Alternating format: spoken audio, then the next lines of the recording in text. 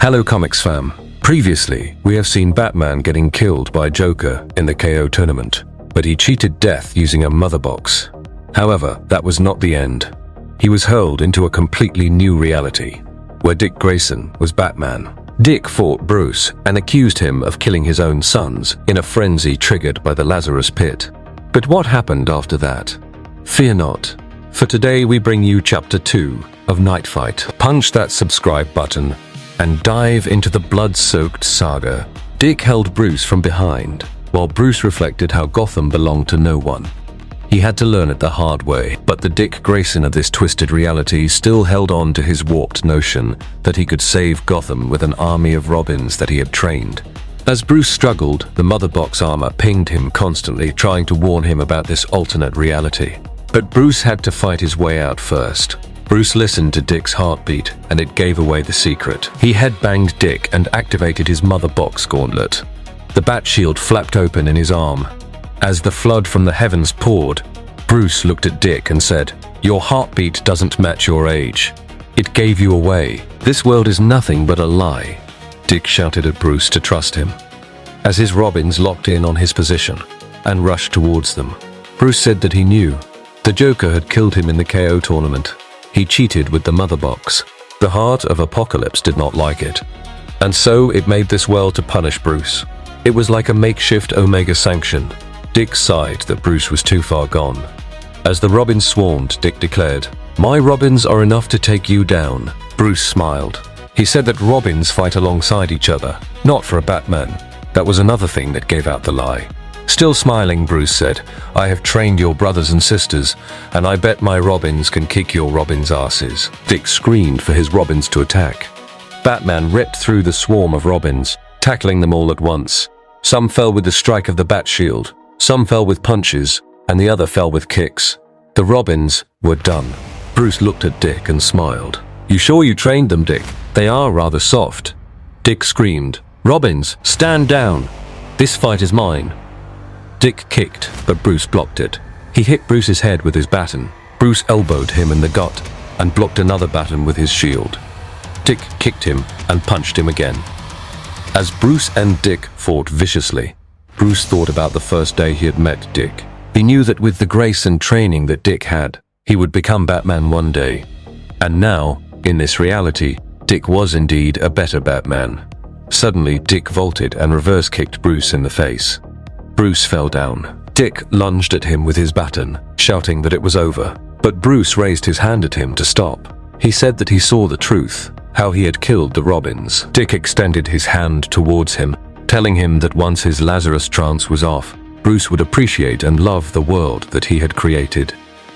Bruce held Dick's hand and said, "Thank you for being a better Batman, but you are too trusting." Bruce rose and punched Dick in the face. Kapow.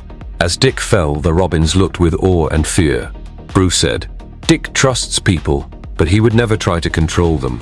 He knew what the heart of Apokolips wanted him to do. It was the same thing he had told Clark. Don't hold back. Saying this, he raised the Apokoliptian bat shield.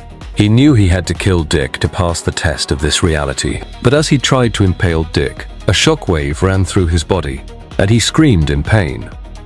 Reality walked around him, and within seconds, he found himself in a jail cell, leashed in a straitjacket.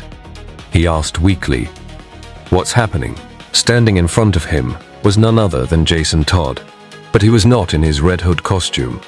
In this reality, he was the Batman, and he wore a costume that was an amalgamation of the Batman Red Hood identities.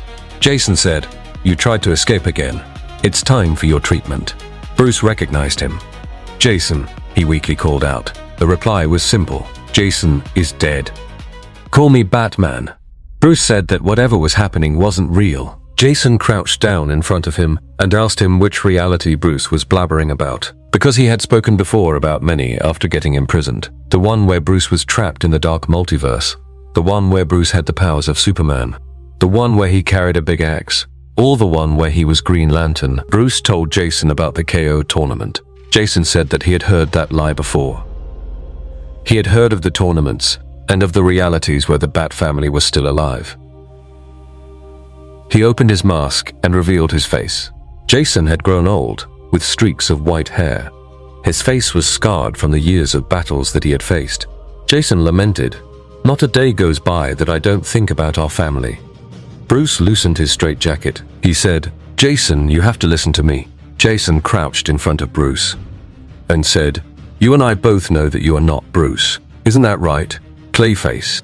Bruce pleaded with Jason to listen, but Jason was done with the charade. He said that he had taken Clayface in when he found him on the streets, and this was not how he wished to be acknowledged. Confused and frustrated, Bruce screamed, looking up, "Heart of Apokolips, is this what you want?" Seeing Bruce yelling at the sky, Jason pulled out his crossbow and aimed it at him. Bruce growled, "I won't play these mind games. Fight me." And then the brawl began. Batman versus his second son. Jason shot the crossbow at him. Bruce dodged and hit him in the gut.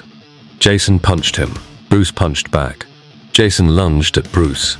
While fighting, Bruce realized that the heart had crafted the new reality around Bruce's fears. Dick's reality reflected that Gotham didn't need him as Batman. And now, Jason's reality reflected that by letting Jason die, he failed his city and the ones he loved. In here, Jason was right, and he was a better Batman. Jason lifted Bruce up and threw him. The cell bars broke his fall. Then he punched Bruce in the face, and blood gushed out. Bruce kicked Jason and ran upwards, looking for a way out, while Jason growled, "There is no escape." But Bruce was bewildered out of his mind once he reached the rooftop. The city was completely empty. The sky, empty, silent, and red. Jason walked up behind him, still addressing him as Clayface. He said that Gotham City was Arkham now. The entire city was sealed inside a colossal dome shaped like Red Hood's helmet. He said that Joker had gassed Gotham. Even when the city was evacuated, Jason stayed back. He had to keep it isolated so that the irradiated gas never got out. The dome made sure that gas stayed inside.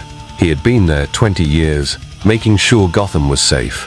Being alone was his penance. He said that the real Bruce and Joker died in the streets, long back. He took out an electrified baton and told Bruce to surrender. Bruce looked at him and growled, "Fine. If the Heart of Apokolips wants me to believe in this reality, I will play the game." Then he transformed into a massive hybrid of Batman and Clayface and attacked Jason. Jason dodged and shot taser rounds at him. Their eyes locked, and the dread of yet another great fight rippled through the air. We all know from deep down that this is not the end. We all know that the action continues. And we are all in. The next chapter from the KO storyline drops next.